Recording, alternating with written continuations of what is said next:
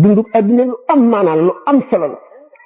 loo xam ne benn yoon rek nga koy am te boo ko ñàkkee dootoo ko amaat te ci dee la yéene kon waay te dund gi gàtt te amuloo lu dul moom boo ko ñàkkee dootoo ko amaat fexeel ba def ci loo xam ne bu ëllëgee doo réccu bàmmeel kat nit ki du fa dundee li mu jëf te bu jeexee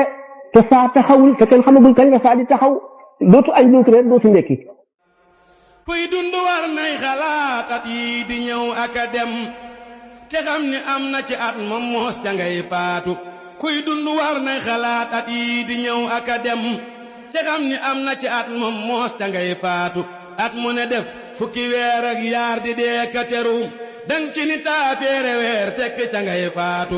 te weer wi def ayu bis yooyu fawu bis dana ñëw boo xam ni mooy sa sarax mbaa boog ca ngay faatu bis bu ne ñaar fukki waxtoo ñeent romb la weyu te am ci wow fawu sag ruurot ca cay faatu te bis bu ñëw wala weer mbaa waxtu wala semaine kem loola jóg na ci saw fan ba ngay faatu ku denc téeméer te bis boo jàll teggi dërëm jeex ga dalay bett farlul ci xibaadaatu